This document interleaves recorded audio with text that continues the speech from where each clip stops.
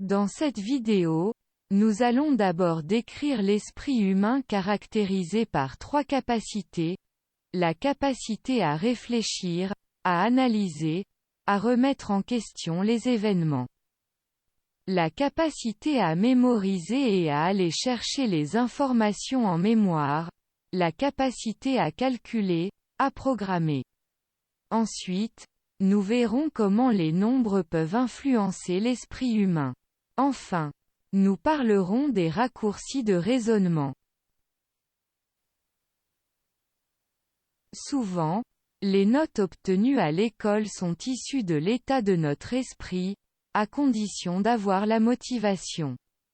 Ces notes sont aussi le reflet de nos futures études. Concernant ce premier état d'esprit, sa capacité à réfléchir est dominante. Cela lui permettra d'acquérir un bon niveau en philosophie, notamment. Néanmoins, son niveau sera très faible en anglais, en histoire-géo, et en éducation civique, car ces matières nécessitent une bonne mémoire. Concernant ce second état d'esprit, sa capacité à mémoriser est dominante.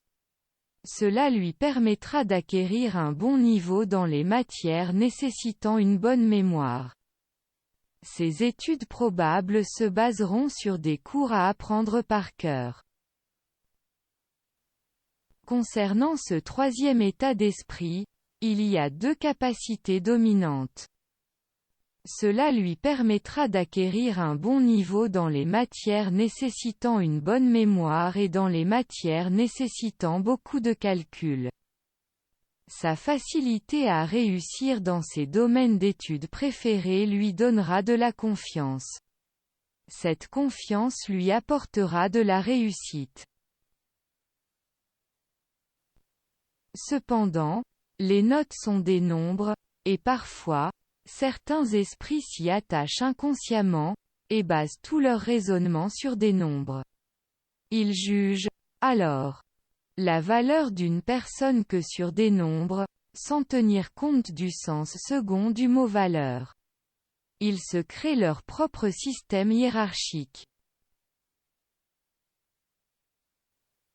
Ils jugent également la valeur d'une vidéo et la valeur d'une page qu'à de simples nombres.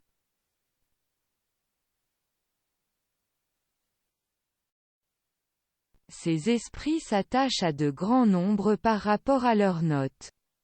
Cependant, leur habitude de faire les choses rapidement, due au système scolaire, fait émerger un comportement d'impatience et un attachement pour les petits nombres concernant le temps. Et leurs actes peuvent avoir des impacts à grande échelle, notamment sur la pollution.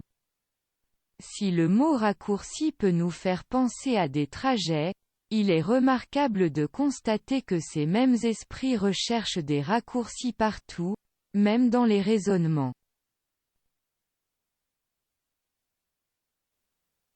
Dans les raisonnements, les raccourcis consistent à imaginer un sous-entendu dans chaque parole, et d'avoir pour réaction une accusation en ayant pour arrière-pensée la défense d'une cause.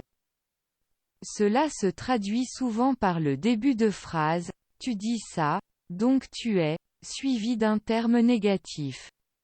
Cependant, si cet esprit estime défendre une cause, cela ne collera pas avec la réalité, car en réalité, cet esprit ne fera qu'attribuer à autrui des défauts qu'autrui ne possède pas.